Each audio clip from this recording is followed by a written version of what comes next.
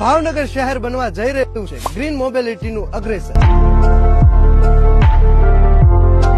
પીએમઈ બસ સેવા હેઠળ 100 જેટલી ઇલેક્ટ્રિક બસો સાથે ભાવનગરમાં શરૂ થશે પરિવહન ક્રાંતિનો આરંભ। કેન્દ્ર સરકારની આ મહત્વાકાંક્ષી યોજના પીએમઈ બસ સેવા હેઠળ ભાવનગર શહેર હવે પર્યાવરણને અનુકૂળ અને આધુનિક જાહેર પરિવહન ક્ષેત્રે નવી ઊંચાઈઓ સર કરવા માટે સજ્જ બની રહ્યું છે।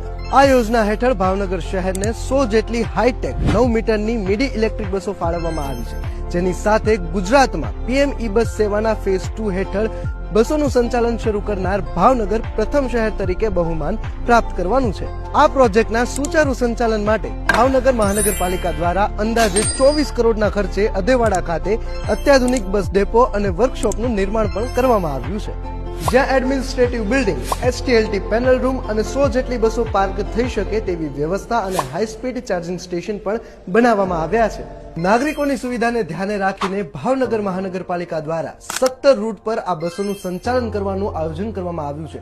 સાથે 9 જેટલા અર્બન અને 8 જેટલા સબ અર્બન એટલે કે શહેરી અને શહેરની બહારના રૂટનું વ્યવસ્થા કરવામાં આવી છે। મુસાફરોની સરળતા માટે પ્રાથમિક તબક્કે 155 જેટલા બસ સ્ટોપ નક્કી કરવામાં આવ્યા છે અને ભાડાના દર પણ સામાન્ય જનતાને પરવડે તે રીતે અત્યંત લઘુત્તમ રાખવામાં આવ્યા છે। આ ઇકો ફ્રેન્ડલી પરિવહન સેવા માત્ર પ્રદૂષણ ઘટાડી હવાની ગુણવત્તા સુધારવામાં જ મદદરૂપ નહીં થાય, પરંતુ ક્લાઇમેટ ચેન્જની અસરને નાથવા અને રાષ્ટ્રના સસ્ટેનેબલ ડેવલપમેન્ટ ગોલ્સને હાંસલ કરવાની દિશામાં એક મજબૂત કદમ સાબિત થશે।